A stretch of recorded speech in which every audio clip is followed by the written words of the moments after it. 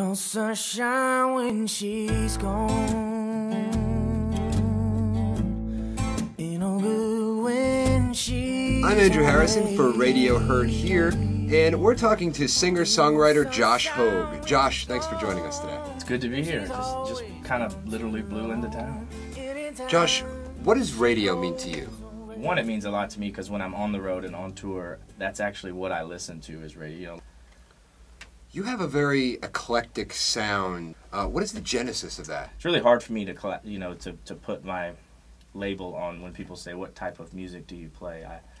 I kind of just tell them it's just sort of a alternative pop, country, soul, R&B. I mean, I don't know. It's really just kind of a good mashup of a little bit of everything. So, as I said, I'm a huge country music fan, but that's not what I wanted. You know, my heart was always growing up in the '90s and in the R&B and the pop music, but yeah, I mean, also the good side of that is being from a place like Nashville where you're surrounded by so many great singers and songwriters, and I enjoy this whole business, and that's why I enjoy touring, is kind of because of the whole, to me, it's a easy way to make a bunch of new friends. What was it like the first time you heard your own music on the radio? I think the coolest part for me is not the fact that, oh, I'm on the radio. It's more like, oh, there's X amount of people that are actually listening to this right now. You know, I mean, yes, it is fun to hear myself, but it's more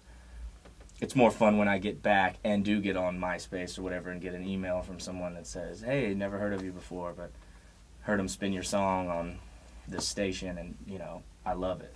And that to me, it means much more than me hearing myself. Your album, Everything She Was, is in stores right now. So can you tell us something about that? Yeah. I joke all the time. The record sort of goes from like, oh, I like you, oh, I love you, oh, I hate you. You know, it just kind of goes through this really big ball of a relationship. And but I'm really, really happy about it.